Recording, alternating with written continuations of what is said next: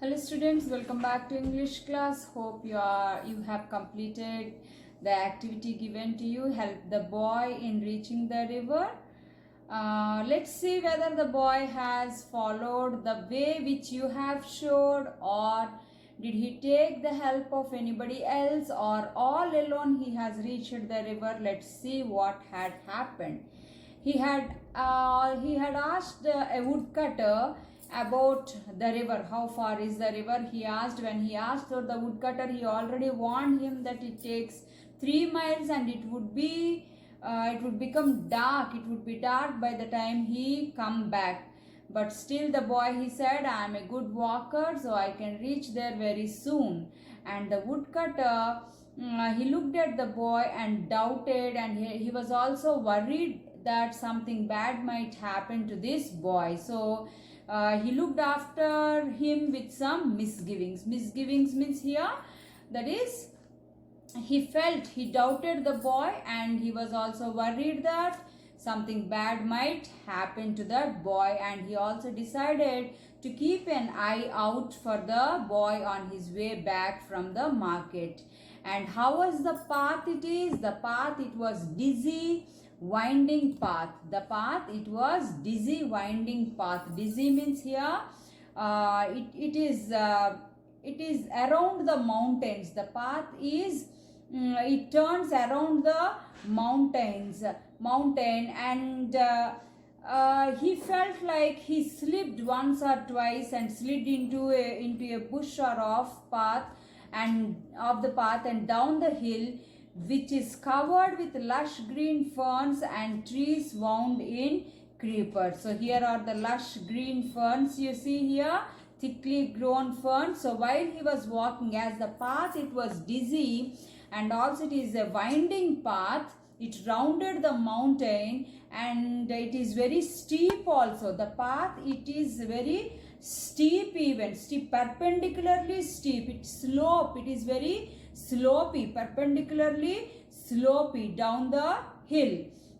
So while he was running, and walking, he used to slip once or twice and slid into these bushes, these fern bushes, thickly grown green fern bushes. And the trees are also, they wound in creepers. The trees, the creepers winded, see here, like this.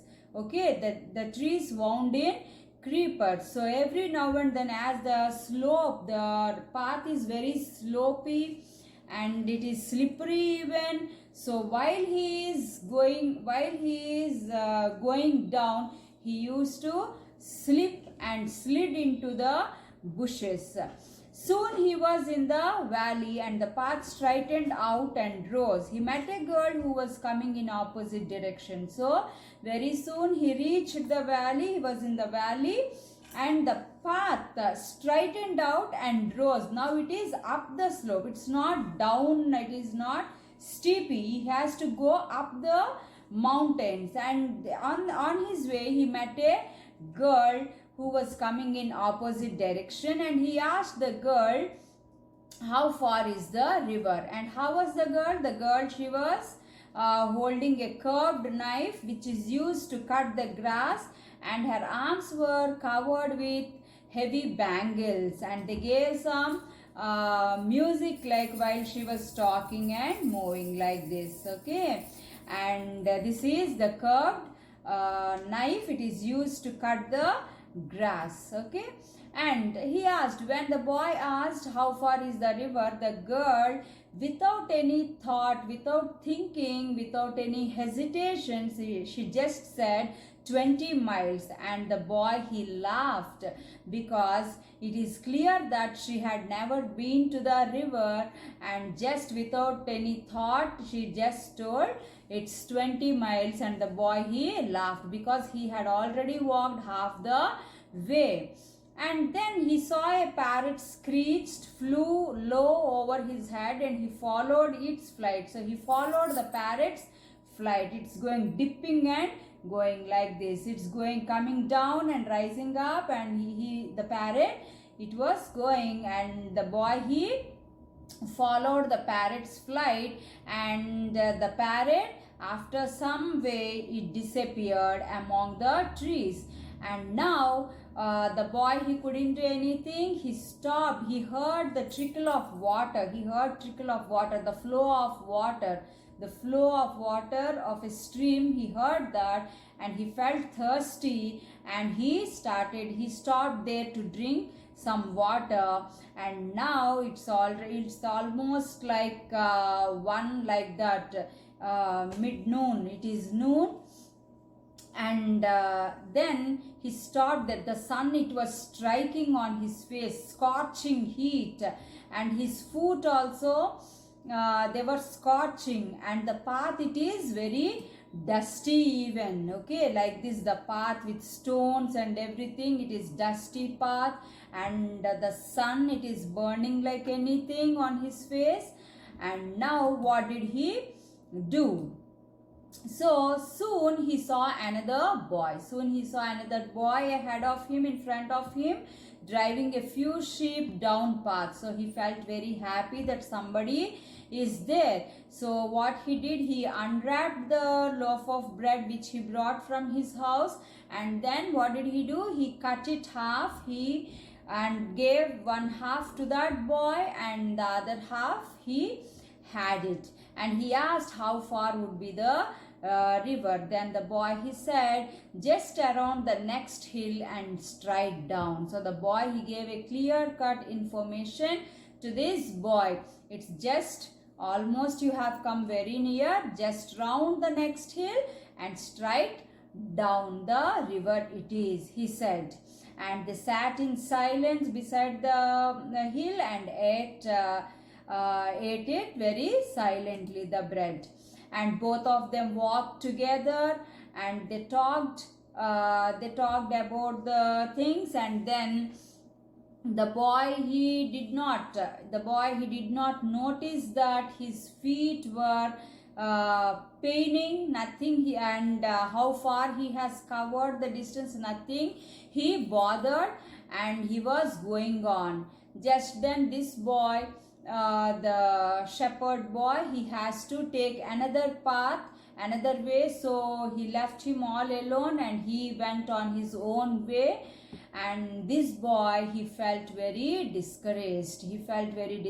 I am left alone, and nobody was there. If anybody was there with me, I would feel very much like encouraged, and I can go, but there was nobody there. So the boy, he felt discouraged. And he also thought that he would not have faltered if someone had been with him. So he felt that he would not have faltered, that if somebody was there along with him. Okay, so faltered means here he would not have hesitated, and he would have gone very fast. And he also felt hungry, and he wanted one more bread, but he thought he might need it later. Okay, let it be. He don't know how much time it takes to reach the river. So he felt that he would have had one more, that is, he would have had a piece of bread,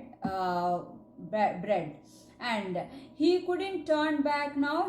He failed, he would always be ashamed of the experience. So he thought that now I should not go back. I should definitely reach the river. If it is that I have to go back, if it is that I give up, I have to feel ashamed forever for this worst experience. Because he did not listen to the woodcutter, and he did not tell his parents, he just came out. So if it is that without seeing the river, if he goes back, it would be a shameful experience, he thought. So what did he do? He walked on until there were only forest and sun and loneliness. No influence of man. Nobody was there. No mud huts. No terraced fields. Nothing were there. Only this man. Only the boy, the forest, sun, and the loneliness, the silence. That was left, only silence. And the silence, it was very impressive. At the same time, it was frightening. So how was the silence? It was very impressive. At the same time, it's like frightening, because he was left all alone in the middle of the forest. So he felt very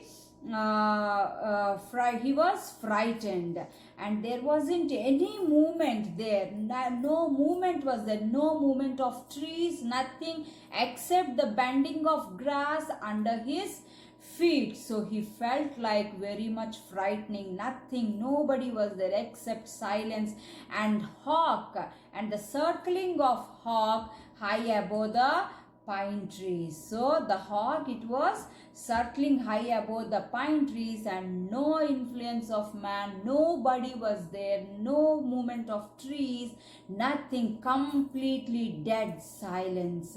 So he was scared, and as the boy rounded a sharp bend, the silence broke into a sudden roaring sound, the sound of the river. So the boy, when he turned a sharp bend, when he went round a sharp bend, there was the roaring of the river. Okay, I hope here you hear the roaring of the river, the sound of the river. So what he found finally is exactly, he found the roaring, the river, tumbling of the water. So far down in the valley, the river tumbled over rocks. The water is falling over the rocks fast and frenzied. Frenzied means the water is very cool. And the boy gasped and began to run. So the boy, he gasped means he opened his mouth. He opened his mouth, took a deep breath out of astonishment. He was like this, okay, and he felt like he felt very happy for that. It was frenzied means uncontrollably. It was uncontrolled. The water, it was flowing fast, and it was uncontrollably flowing. The boy gasped and began to run. He slipped and stumbled. He was falling over these rocks, but still he ran. He was very happy, excited to see the river. Finally, after a long walk and with a lot of hard efforts, he reached the river, which was his long-term dream, like it is.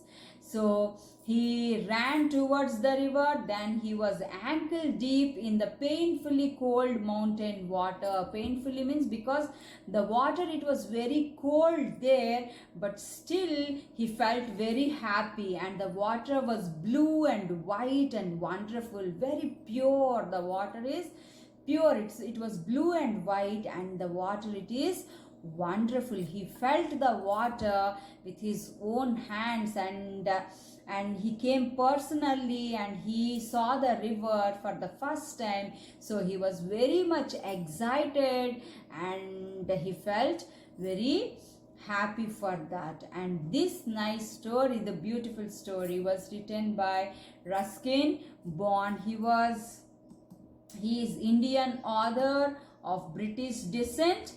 He was born in 19 May 1934, and he is 86 years old.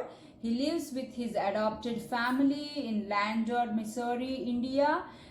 The Indian Council for Child Education has recognized his role in the growth of children's literature in India. So he was awarded Sahitya Akademi Award in 1992 for Our Trees Still Grow in Dehra. It's a novel in English, and he was also awarded Padma Shri in 1999 and the Padma Bhushan in 2014. Okay, that's all about the Indian author Ruskin Bond, and he has written many stories, novels for children especially, and for that recognition